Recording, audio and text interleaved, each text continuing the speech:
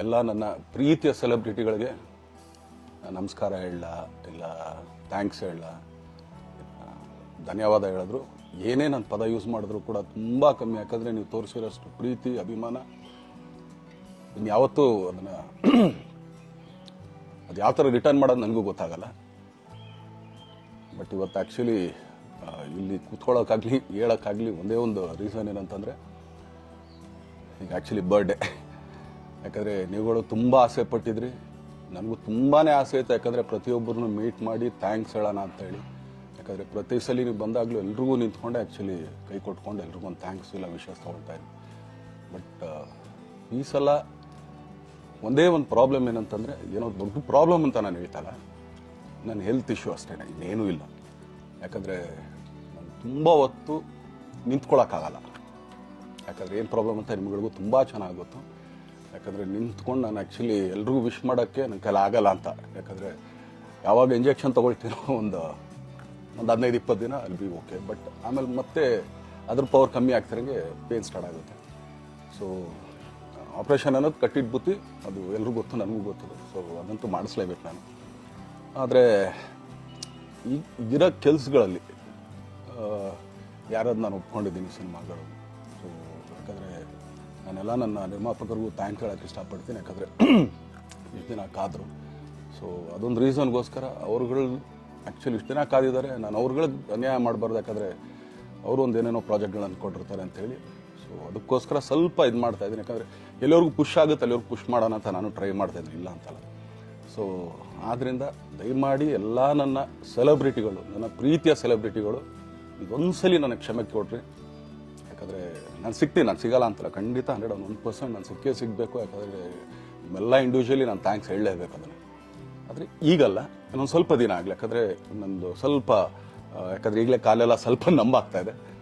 So ಸ್ವಲ್ಪ ನಮ್ಮ doctor ಹತ್ರ ಎಲ್ಲ ನಾನು ಕನ್ಸರ್ನ್ ಮಾಡಿ ಏನು ಮಾಡ್ಬೋದು ಅದಕ್ಕಿನ್ನು ನೆಕ್ಸ್ಟ್ ಅಂತೇಳಿ. ಯಾಕಂದರೆ ಸ್ಪೈನಲ್ ಕಾರ್ಡ್ ಪ್ರಾಬ್ಲಮ್ ನಿಮಗೂ ತುಂಬ ಚೆನ್ನಾಗಿ ಗೊತ್ತು. ಸೊ ಇದೊಂದು. ಆಮೇಲೆ ದಯಮಾಡಿ ಯಾವ ಹೂವು ಪೋಗಳಿಗೂ ನನ್ನ ಸೆಲೆಬ್ರಿಟಿಗಳು ಕಿವಿಗೆ ಹಾಕೋಬೇಡ್ರಿ. ಈಗ ಮೊನ್ನೆದು ಒಂದು ಇದಿತ್ತು, ಏನೋ ಯಾರೋ ನಿರ್ಮಾಪಕರು ಕೊಟ್ಬಿಟ್ರು, ಹಂಗೆ ಹಿಂಗೆ ಅದು ಇದು. ಹೌದು, 101%.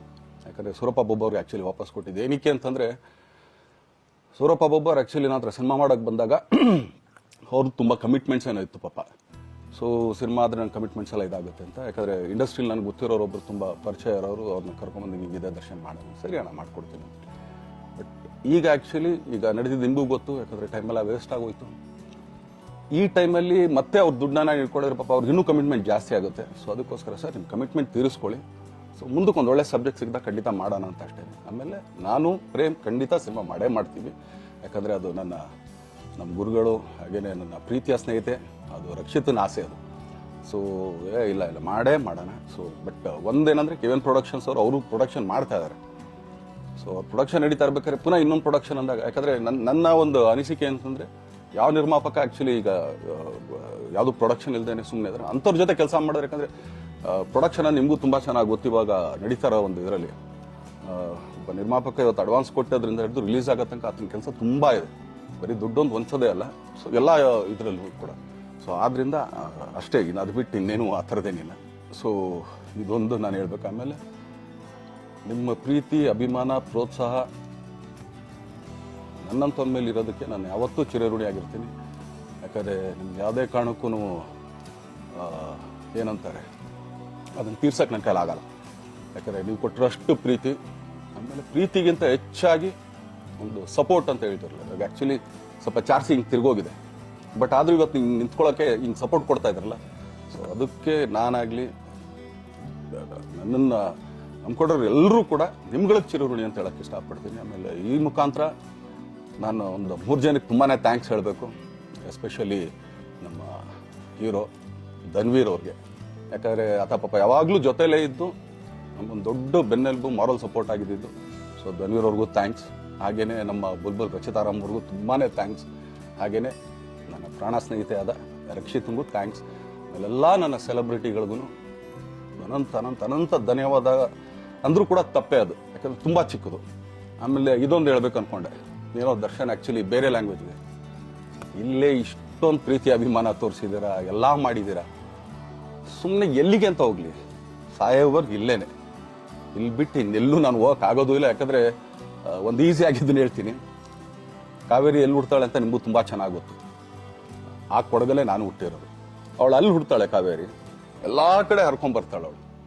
ನನ್ನ ಸೀಮಿತ ಇರೋದು ಬರೀ ಮೇಕೆದಾಟ್ ಅಷ್ಟೇ, ಅದರಿಂದ ಮುಂದಕ್ಕೆ ಅದು ಹೆಂಗಾರು ಹರ್ಕೊಡೋದ್ರು ಅದಕ್ಕೊಂದು ಸಂಬಂಧ ಇಲ್ಲ ನನಗೆ.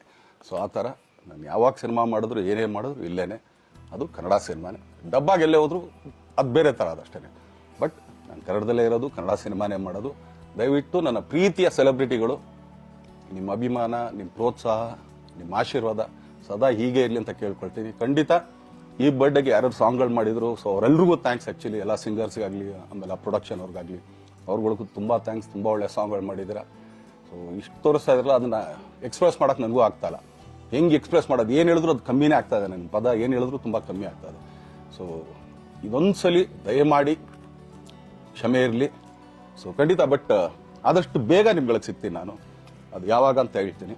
ಸೊ ಅಲ್ಲಿವರೆಗೂ ಮೊಟ್ಟೆಗೆ ಹಾಕ್ಕೊಳ್ಳಿ. ನೀವು ಹೆಂಗೆ ಆ್ಯಕ್ಚುಲಿ ದರ್ಶನ್ಗೆ ಹೋಗ್ಲಿ ಪಾಪ, ಆಯ್ತು ಇದು ಸಲ ಬಿಟ್ಬಿಡೋಣ ಅಂತೇಳಿ